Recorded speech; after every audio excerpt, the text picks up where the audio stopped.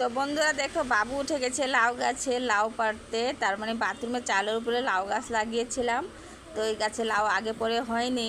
তো জ্যৈষ্ঠ মাসে লাউ খাওয়া যায় না বলে লাউ গাছটা কাটার কথা ছিল, তবে আমরা ঘরে চলে গিয়েছিলাম, তার জন্য লাউ গাছটা আর কাটা হয়নি। তো আষাঢ় মাসে দেখলাম দুটো লাউ হয়েছে, তো বাড়ি থেকে আসার পরে দেখলাম লাউগুলো একটু বড় হয়ে গেছে। আর আষাঢ় মাস যেহেতু পড়ে গেছে, তো লাউগুলো তো এখন সুন্দর করে খাওয়া যাবে, এখন আর কোনো প্রবলেম হবে না।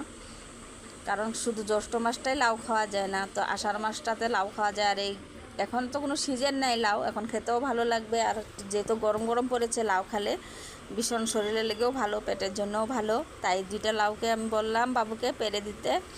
তো এখন লাউ গাছে উঠে বাবু লাউ পাড়ছে দেখো।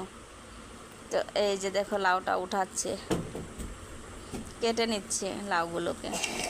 তো কেটে নিয়ে আসুক, তারপরে দেখি কত বড় হয়েছে লাউগুলো।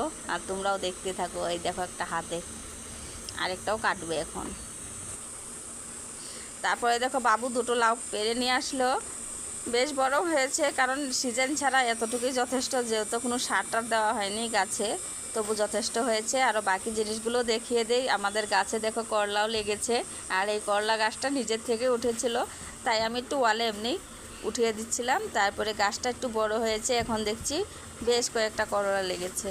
তো এটা লোকাল করলা, মানে একটু ছোটো সাইজই, অতটা বড় হয় না, কিন্তু খেতে ভালো, বেশ তিতও হয়। এমনি বাজারের করলাগুলো কিন্তু অতটা তিতা থাকে না। তো এই যে গাছের যেহেতু কোনো সার টার নেই, এগুলো কিন্তু প্রচুর ভিটামিন। আর আমার এগুলো করতে একটু ভালোও লাগে বেশ, কারণ গাছের প্রতি আমার একটু আগ্রহটা বেশি। যে কোনো গাছ আমি একটু যত্ন করি, তার জন্য কিন্তু এত ফলগুলো সুন্দর সুন্দর পাওয়া যায়।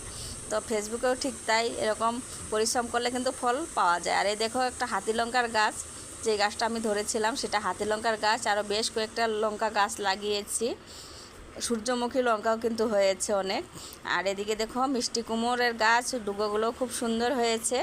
তবে আমার বাগানটা প্রচুর নোংরা হয়ে গেছে, এখন আবার পরিষ্কার করতে হবে। এদিকে দেখো বাতকেরেলা গাছও উঠিয়ে দিচ্ছি। আর এই ছোট্ট বাগানটার মধ্যে অনেক কিছু সবজি লাগিয়েছি। তো বাতকেরেলার ফুলগুলো আসছে এখন, মানে কারকুল, সেই কারকুলও লাগিয়েছি, মিষ্টি কুমড়োর ডুগো, ডাঁটা, তারপরে হচ্ছে গিয়ে লঙ্কা। এই তো বর্ষা সিজন, তার জন্যেই এইবার সবজিটা কম, তবে ঠান্ডা দিনে কিন্তু প্রচুর আমি সবজিগুলো করি। আর দেখো গাছে লঙ্কাগুলো কত সুন্দরভাবে লেগেছে, প্রতিটা গাছ ভর্তি হয়ে লঙ্কাগুলো হয়েছে, তো বেশ ভালো লাগে।